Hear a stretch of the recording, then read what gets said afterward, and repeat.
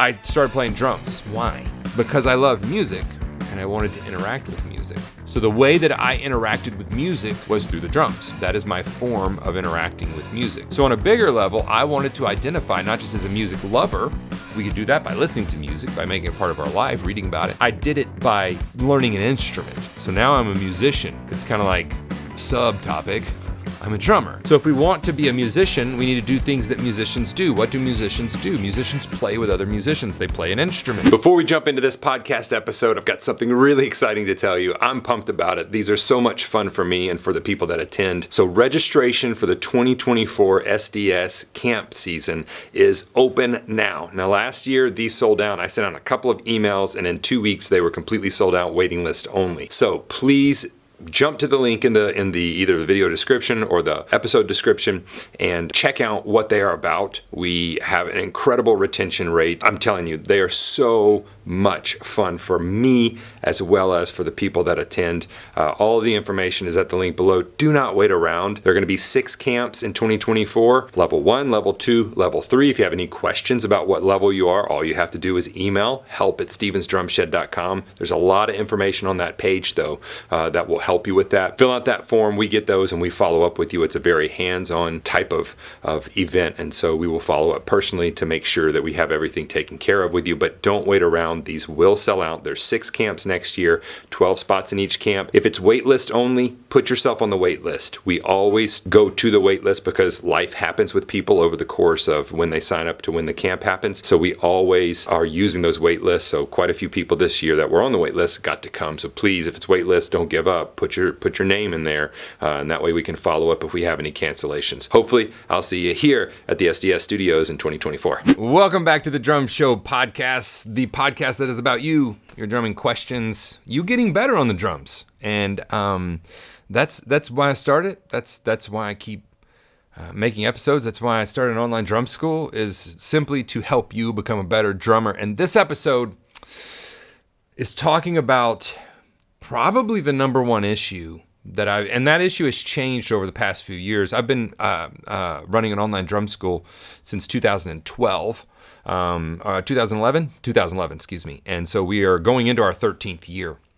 And the issues that people have changed, not drastically. We all still have the same issues working through material, those types of things, getting involved with music. But there are newer ones that have come along, especially with the advent of more and more digital media, as well more and more screens in our life. Means more and more interruptions, means we can never disconnect, and this problem has affected me. It's affected a lot of professionals that I know. And I was having a talk with my wife the other day, Kelly. We've been together for a long time, 21 years this year. And, we've been together 26 years, 27. I don't know. Don't tell her that I don't exactly know. We've been together a long time. I told her, I said, I honestly don't know how anyone learns anything new these days. That is, my generation. This makes me sound like an old person. I'm not. I really don't feel old. I'm not old. I'm only 42. That is not old. No matter what you think. If you're 15-year-old, you're like, yeah, it is. It seems real old. It's really not. It's really not. And so my childhood and teenage years were analog. Digital came about late teens and into college. So I'm of the generation, right after Generation X, that actually had a analog childhood and a digital teenage college experience. So I know what it was like before, and I do know this is a big issue. And it comes with being able to unplug, focus, and establish the habit of practice because of the amount of interruptions we have, both internal and external. Those are two different things. External distractions are, my son walks in here. The act of walking in it's an external distraction. Something external of me is happening. And he may have said something like, hey, Dad, the toilet's overflowing at the house and the whole downstairs is flooded. And then he closes the door. Okay, I don't have an external distraction anymore. Now what do I have? I have an internal distraction because I'm thinking, oh my gosh, the house is flooding. And this can happen with emails with social media. Oh, I need to respond to so-and-so. You're going into your practice time and you check your email, and maybe you own a business and you're like, oh my gosh, I can't believe that this and this happened last night. I know I should not check my email, and I'm usually very good about it, but it was something that I just couldn't resist checking. I checked it, and it was a business that I do business with, and they really... Anyway, they overstepped their bounds. And then I was like, I can't believe this. And so my whole night I'm thinking about it, telling myself, you shouldn't have checked the stupid email. It was now an internal distraction. So when it comes to our practice time, these distractions can lead to us practicing inconsistently. And it's something that I've seen in my own life. Other things become more important. And when we don't delegate what is important and make a schedule for ourselves of importance, when we don't have a habit of practicing, then we never see the forward progress that we want to see. And I've had several students in the past couple months that I've said, look, the problem is not that you don't have motivation. You want to play the drums. You're telling me. The problem is not that you don't have opportunities. You're telling me that, like, the church you're at wants you to play, or there's a buddy that wants you to start a band with them. Like, these are not the issues. Motivation, you have some spare time. It's not that you're not a bright individual. I was speaking to someone the other day. I'm like, you own 5 businesses. You're very bright. We do drum camps here in addition to having my online drum school. You can check that out. It's linked in the show notes, video description, wherever you're watching this, whether that be on YouTube or listening on Spotify, whatever. We do in-person drum camps. So now I have doctors and, business owners and engineers and people way smarter than me coming in. And I have to tell them the problem and the reason you're not seeing progress. And that can be very frustrating to someone that is very good at something in another field. And maybe you are a kid and you're learning the drums for the first time, but maybe you're an adult. And one of my adult students told me, they said, learning the drums as an adult is different than learning it as a kid. We don't want to say it is, but it is, because the perception other people have of it. He said, when you're a kid and you're learning something and you're new at it, they're like, oh, isn't that cute? He's trying. He just needs to practice and he'll get better. He said, when you're adult, they just kind of look at you like, you sure about that? You sure you're a drummer? You sure you're learning? Because you sound like a kid, because you've just started. You sound like a beginner. And he said that kind of is always in the back of your mind. And so all of my chatting up to this point is getting to the purpose of this episode as it was titled, and that is, we need to work on, before we can work on becoming better drummers, we need to work on establishing the habit of regular practice.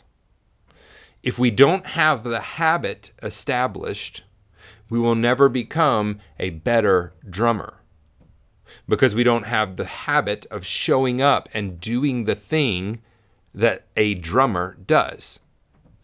And it really comes down to, our habits come down to, there's a couple of great books that I've read recently on habits. I'm always reading. You'll always hear me talk about books. A good one that you can read is Atomic Habits. That pairs well with another one that's called The Power of Habit. I've got more. We can go on and on if you want, but start with those two. The Power of Habit would probably be good to do first, and then Atomic Habits is going to tell you how to incrementally implement that in your life. And so we have to start with the habit itself, and that habit really comes down to, what is the change in identity that we want to see in ourselves. Let me break this out for you. When I was coming up, I loved music, and I wanted to be a part of music. And whenever I tested in band, I wanted to play saxophone, but they said I wasn't a very good saxophone player. Obviously, I just started. They said, no, all they did was give me the mouthpiece, and they're like, blow, and they're like, oh, you're going to be a horrible sax player. I'm like, how do you know that? I literally have never even seen this thing you're making me blow in, and I don't even know how it works, but you just told me I'm going to be bad at it. I understood the testing process is 0 for band, but they said, oh, you should be a drummer. I tried piano, and I liked it, but my teacher, I didn't have a great experience. It was a pretty rough experience trying to learn piano. And it was just something I shouldn't have been teaching. It's a real important skill to understand when you have a teacher that's not a teacher, and maybe just find someone else. This podcast is brought to you by the Drum Better Daily program. That's actually my online drum school that I've run now for 12 plus years. Not only have I been playing the drums professionally since the age of 15, I've been teaching since the age of 18. Matter of fact, I talked to one of my, my first student a few days ago. I actually called him to see if he could sub a gig out for me. Daniel, love you, man. And he's still playing. He's still doing it on a pro level. I would love to have you go check it out at stevensdrumshed.com. You can find a link to that in the show notes or video description, whichever platform you're watching it on. But it truly is a community of like-minded drummers where we are striving to just be the best that we can be at the drums. In addition to over 70 pre-recorded drum courses, there's also a tech talk area where we talk about everything technology related as it pertains to the drums, e-kits, recording, doing videos, all of that stuff. There are forums where you can hang out with the other students as well. We do 2 live video student calls every week that you can join if you'd like to. We do guest artist calls monthly, and I'll even make you a personalized lesson plan if that's what you need. Yes, we talk about the nuts and bolts of drumming. Yes, I give you exercises, but we also talk a lot about how to practice more efficiently, how to practice better, and how to get more out of your practice time. I know you're just like me. You're busy, you're being pulled by work, by family, by friends, by other responsibilities. Whenever you practice, you really want to see gains and have it be productive.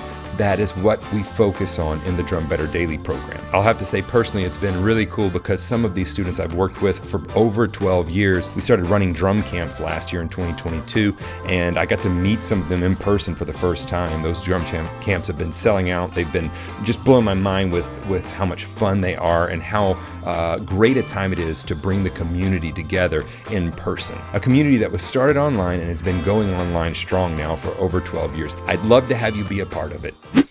So I started playing drums. Why?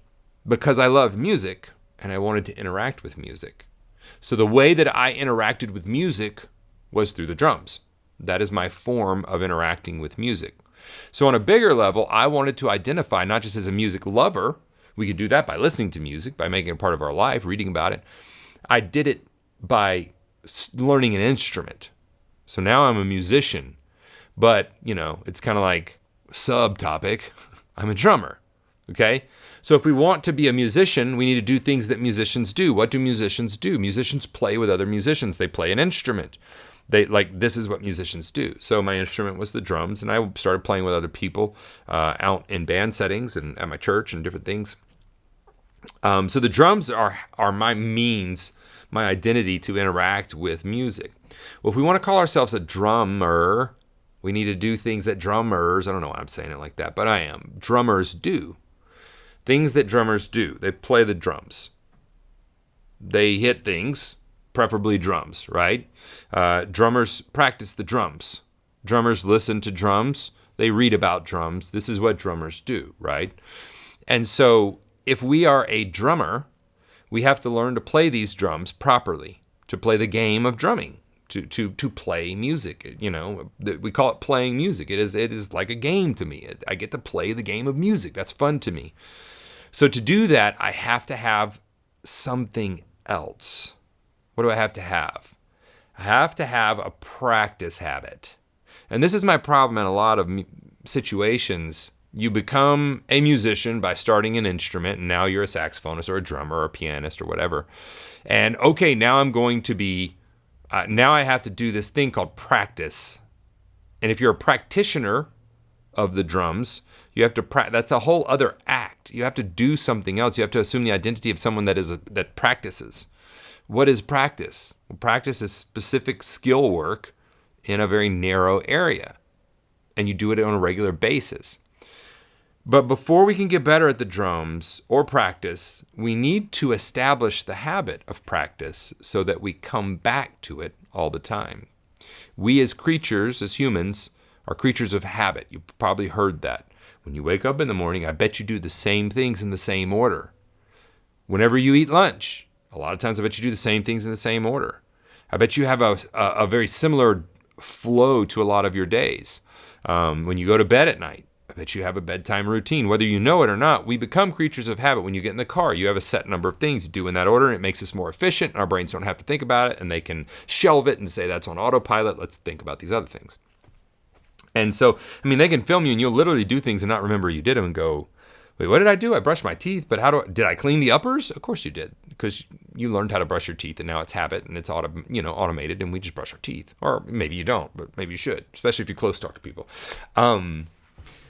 So with practice, we have to establish the habit of practice. And for so many people, that is, so many drummers, that's where I'm seeing the breakdown.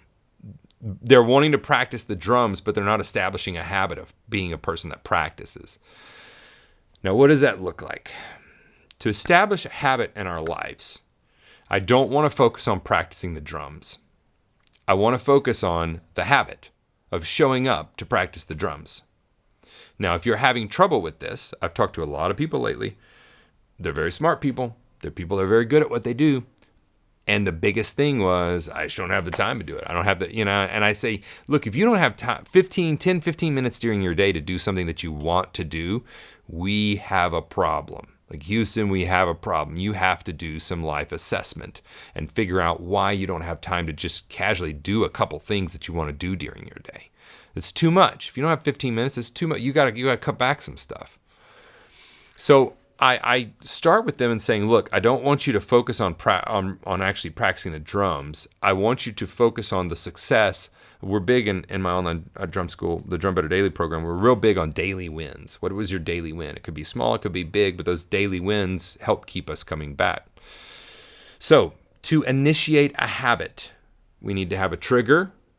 We need to have the process, the thing that we do, and then we need to have a reward. Because we as humans, whether you like it or not, that's how we're wired. Trigger, activity, reward. That is what happens. Trigger, you're going to bed. Activity, you brush your teeth. Reward, your teeth feel clean and your mouth feels sparkly fresh, right? They actually put components into toothpaste just to give you that. It's actually your skin reacting with the chemicals that are in the toothpaste that make it feel like, real fresh. We say that's fresh. That's a chemical reaction in your mouth, and they do that because that helped people come back. Another thing would be you get that film that's off your teeth, which is not actually, it doesn't damage your teeth at all. It's just part of the biome of your mouth. You can get rid of that by eating an apple. But that's a reward. My teeth feel squeaky clean and my mouth feels so fresh, right? Trigger, we were going to bed. Habit, brush the teeth. Reward, mouth feels squeaky clean and fresh. Same thing in the morning. Trigger, we're getting up and we finish breakfast and our coffee. Activity, brush your teeth. Reward, our teeth feel clean. And like, this is just one of those, okay? They found with breaking habits and addictions, this is a huge part of it. We have to break the habit. If you're a smoker, you have to break the habit of smoking. The nicotine is out of the system in a very short time. We have to break the habit of smoking, which means you can't go to the same places, you can't do the same things, you have to replace these things with other habits. So when it comes to drumming, I want you to focus on having the habit of practice. So if you're like, Stephen, this is me, I'm having trouble being consistent, I'm having trouble showing up, if I fall off the wagon, I have trouble getting back on, then this is what you need to do. We need to have some kind of trigger activity reward system set up. And you need to focus on just 10 to 15 minutes of practice first. If we can get that small amount of time in daily, then maybe 2, 3, 4 weeks will increase that. And you're like, no, it's not getting better fast enough. I'm telling you, if you put the habit in place, the drumming will take care of itself. If you're showing up, you know what material you're working on, and every day it's like the rat in the maze. You work through the maze. You hear the bell, go through the maze, hit the trigger, and reward whatever food. We're the same way. So we have to look at success. Looks like sitting down at the drums for 10 to 15 minutes. That is success. I showed up when I said I was going to show up. Once you do that, it's very easy to expand the habit and expand the amount of time we spend with it. But starting it is the hard part. So we need to have some kind of trigger. Now, the trigger can be anything, and it probably would behoove you. It talks about in Atomic Habits. It talks about habit stacking. So we use something else in our day that's going to happen on a regular basis to trigger our practice time. That doesn't mean you have to do it at the same time every day. It simply means that activity triggers, oh, it's time to go practice. I had a student the other day tell me, he said, every day when I put my daughter to bed, I go practice. What's the trigger? It's not rockets. This isn't rocket surgery, right? What's the trigger? Putting his daughter to bed. That activity could happen at 7 or 6 if she's very young. You know, if you got a 2 or 3 year old, they're going to bed between 6 and 7. It could happen later. Maybe that's 8 or 9. So the trigger could move with age, but the activity that happens after the trigger, that's what stays the same. He practices. So put it in line with something else that's happening during your day. Maybe you're like, every day after I finish lunch, I'm going to get 10 minutes of practice pad work before my lunch break is over. My lunch is 30 minutes. I have 20 minutes to eat, 10 minutes of pad work. The trigger is what? The trigger is you finish lunch. The activity is what? 10 minutes of practice time. Now all we have to deal with is the reward. What is the reward? Now a reward is funny with humans because a reward could be a very simple thing. It can be something as simple as, it can be something complex, like, the reward is, candy that I like, or a dessert. Although that one has declining results, right? Because we don't need that much sugar. A reward could simply be, I get to get up from here and go and check my email. I know there's a lot of stuff in there I need to get done, so that's my reward. A reward could be something this simple. This is the funny thing. Make a calendar, and you put red X's on every day that you practice. The chain of red X's, that's the reward for your system. Your system's going, I got to keep that chain going. Jerry Seinfeld talked about that. He said, look, I just wrote jokes every day. And every day that I would write jokes, I forget if it was a certain amount of time or a certain number of jokes. He said that day got an X on the calendar. And he said, once I got a couple weeks going, I didn't really want to break the chain. What is that? It's a very simple thing of a trigger going into the habit of writing jokes into the reward of seeing that chain of X's grow longer. So maybe this would be for Stephen a simple trigger reward system. I have a half an hour of lunch. I don't need a half an hour to eat. I'm going to bring my lunch and I'm going to eat for 20 minutes. After the 20 minutes, I set my clock. After 20 minutes is up, the alarm goes off. I'm gonna turn around and I'll have my practice pad set up and I'm gonna practice for 10 minutes. I'll set the timer. Once the timer goes off, I will then go get my afternoon cup of coffee and get back to work. Trigger, I finished the 20 minutes of lunch and my timer went off. The activity is 10 minutes of practice. The reward is I get my coffee afterwards. You see how simple that is? And we're stacking it with another habit. What's the habit? You're eating lunch. I mean, most days you eat lunch. And if you don't, maybe you should reassess the workday. Like, we need food. So what we're doing is we're focusing on establishing the habit first. Now, within that practice time, we need to have a set amount of material that we are going to work on. We need to have goals. I talk about this with my student in almost every call. We need to have, I do weekly calls with my students. We've got one in about an hour. I'm going to actually go eat after this, oddly enough, eat my lunch. And then we're going to do a student call. It's practical applications. And so I talk to them a lot about these types of things. And goals is a big one. We have to have our goals. We have to have our big goals and then our smaller goals. And so after we have our goals, then we can put the material with that goal that's going to get us there. So you have your material. I'm going to work on pages, whatever, I'm going to work on the first 2 pages of stick control until I have it down. And you have everything you need set right there. So you're setting yourself up for success. I find one of the biggest things with habits and showing up, practice and everything is the barriers of us getting there.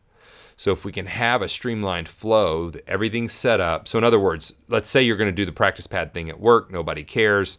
I would have a set timer that was on 10 minutes. I would have my metronome pulled up. I would have my pad stowed under my desk and a pair of sticks with it. So as soon as lunch was over, boom. I might even, before I sit down to lunch, put the pad out there, sticks there, pull the timer up, hit the first timer. That one's over, hit the second timer, get my sticks, pull the metronome up, and I'm practicing. So the barrier to entry for the practice time is very, very low.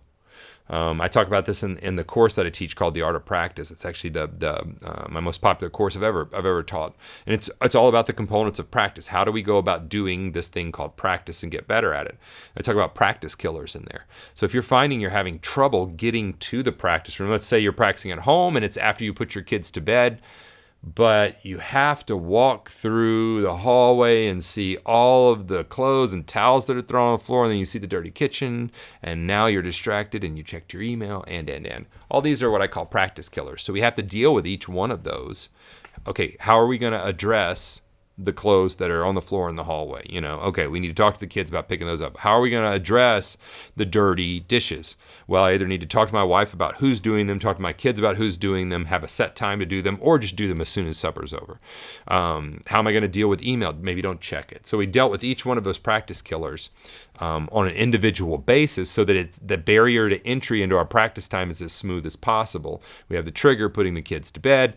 The activity is practicing. And what is the reward? Well, the reward could be you're done for the day. That's a reward. You're done for the day, and I get to go sit with my wife and watch my favorite show, or whatever that looks like. But we need to focus first, not on practicing, but on establishing the habit of practice. Don't try to start 4 habits at one time. Try to start 1. So if this is you need to find a trigger in your day. You need to link practice to that. You need to make the barrier to entry very low. Boom, that trigger happens. I go practice. What's the reward? Make the reward something small. It doesn't have to be something big. Don't make it something hard. Maybe the reward is like, I get to check my Instagram account. Cool. I don't care if you scroll Instagram for 5 minutes if you said you were going to do it. That's fine. Don't do it during practice time. Maybe the reward is I get to, I don't know, whatever the reward looks like for you. Maybe you keep a jar of M&Ms beside your drum set. It sounds like the treasure box in kindergarten. Truly, this is like I'm coaching my son's football team, and we're establishing an MVP player of the game every game because we're having attitude problems. People not wanting to show up and be ready to play and having a good attitude even if we're getting beat. So I'm like, hey, let's do an MVP. You get to be team captain the next time. The whole team gets to recognize you. It's a mixture of who's hustled, who's scored the most, who's had the best attitude, encouraged people, and then you also get like something like a $5 Chick-fil-A, ice cream or something like that we deliver right there. So that's the reward. What are we trying to develop? The trigger is it's the end of the game. Elect an MVP. The habit is we elected an MVP and we told them all about it. The reward for being the MVP is what? You get the status of being the team captain. You get the status within the team that you were MVP, and you get maybe an ice cream or something.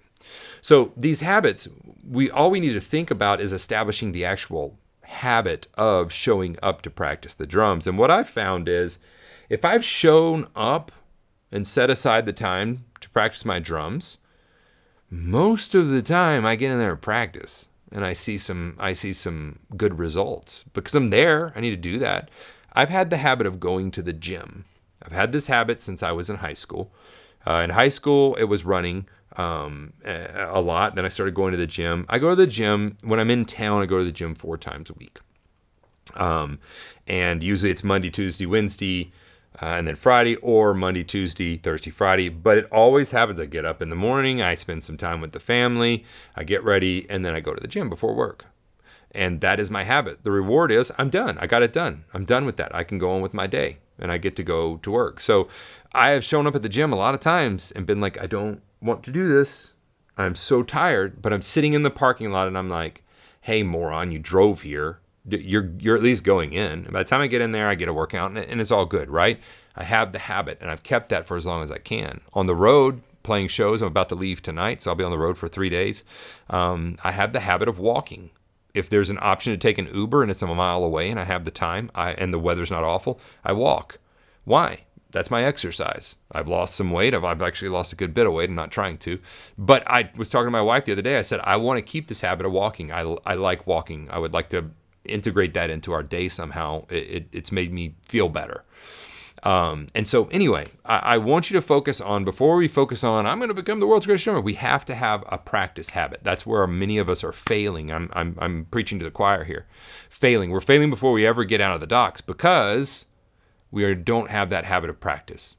Find a trigger during your day. Then the activity is 10 to 15 minutes of practice. Find a small reward, and that's it. Do it for a couple of weeks. After that, expanding the practice time from realizing that, man, lunch only actually takes me 15 minutes. I'm enjoying practice. I'm going to expand my practice to 15 minutes. So now 15 minutes of lunch, 15 minutes practice. Expanding it's no problem. It's just establishing that habit. That can sometimes be a problem. If you ever need any help, you can always email help@stevensdrumshed.com. You can visit the links below, become a part of my online drum school. We also do drum camps. Those sold out very quickly. I'll be releasing registration for those. It's end of October right now. It'll be mid-November here, 2023.